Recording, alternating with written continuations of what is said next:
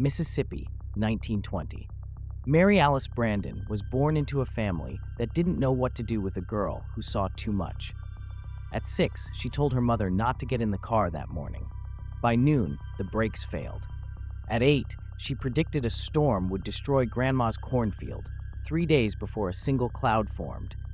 And at 12, in the middle of a family dinner, she stood up and whispered that her father wasn't coming home, that there was another woman in another town, that he loved her more. And it was true. But in 1920s Mississippi, truth was not a virtue when spoken by a small girl with a fixed gaze and a steady voice. At 14, her mother took her to the county asylum. She promised it would be just for a little while, just to rest. She never visited again. The hospital was white on the outside, gray on the inside. The walls smelled of bleach and resignation. There, Alice's visions didn't disappear. They grew stronger. At first, she tried to help the nurses. That man in the north wing is going to hurt himself tonight. There will be a gas leak in the kitchen today. She was right. Always. And that was exactly why the doctor stopped listening to her. The sedatives began. Cold showers, darkness, and worst of all, isolation. "There's nothing wrong with you, Alice," said the nurse with sad eyes. "But what you see scares the wrong people." Alice learned to be silent, but never to stop seeing. One day, amid scattered visions and the constant murmur of the West Wing, Alice saw something else. A face, pale, with fangs, smiling, a vampire, but not like the ones in the delirious patient stories. This one had a name, James, and he was coming for her. Alice didn't know how, but she knew, as if the future shouted at her. James had smelled her, had sensed her, and her blood, still human, still warm, was too tempting a mystery to pass up. He wanted more than to feed. He wanted to hunt her. For the game, for the rarity, for the challenge of the impossible. And she was the perfect prey. That's when he appeared. A hospital worker, quiet, with dull golden eyes, always distant. There was something different in his stride. And one night, as the others slept and James crept closer, she knew. "You see him too?" Alice asked. The man nodded. "I've been protecting you since they brought you here. But I can't stop him anymore. The only way is for you to stop being what he wants to hunt." Alice didn't cry, didn't beg. She simply said, "Do it." The transformation was fire without flame, a night with no end.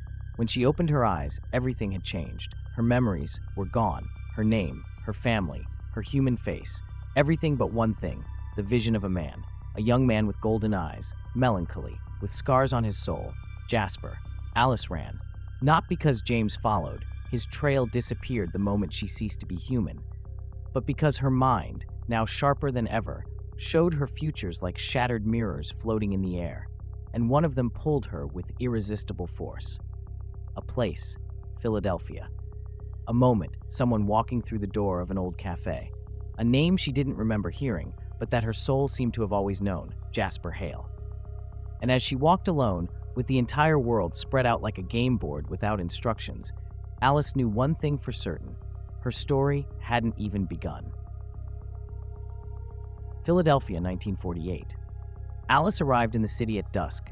She had no map, no name, no history, only one certainty pulsing in her immortal chest. He is here. For days, she wandered the streets like a shadow in worn-out shoes. She didn't need to eat. She didn't sleep. She only watched shop windows, clocks, streetlights, waiting, because she had seen him, the exact moment. A cafe with fogged-up windows, an old radio playing jazz, a lonely man walking through the door with a tilted hat. Dark blonde hair, empty gaze, hands that trembled even though his body didn't. Jasper Hale. Alice didn't know who he was, only that she needed him, as if her very existence had been incomplete until that moment. And he didn't know yet that he was walking toward the love that would save him. Jasper had lived decades as a soldier and a shadow. Turned by Maria during the Civil War, he had been a general of a newborn army in the South, violent, ruthless, then a fugitive. Always empty. He had tried the animal diet, but found no purpose. Every city drained him. Every face left him lonelier. Until that night, by pure chance, or so he thought, he decided to step into a small cafe on 12th Street, and there, he saw her. Alice was sitting in the corner, hands folded on the table. She didn't breathe, didn't need to, but she smiled as if she had been waiting for him for all eternity. Because, in a way, she had.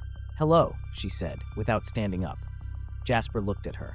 motionless, as if the world had stopped spinning. "Do we know each other?" Alice shook her head gently. "Not yet, but you're gonna love me, and I already love you." Jasper frowned, took a step back. She laughed, not mockingly, but tenderly. "I know it sounds crazy, but I've been seeing you for years. I couldn't remember my past until I saw your future." Jasper felt a current run through his body, not of fear, something closer to hope. No one had said his name in years. No one had looked at him without fear, without judgment. "Who are you?" Alice stood, walked closer, held out her hand. "I don't know entirely, but I want to find out with you." And then, for the first time in over a century, Jasper smiled. From that moment on, they were never apart. It wasn't easy. Jasper carried storms. Alice still woke in the middle of the night with crossed visions, but they understood each other without words. Alice helped him see the future as more than a curse. And Jasper taught her that even a soul without memories could learn to love without fear. Years later, their path led them to meet the Cullens. Alice had seen it.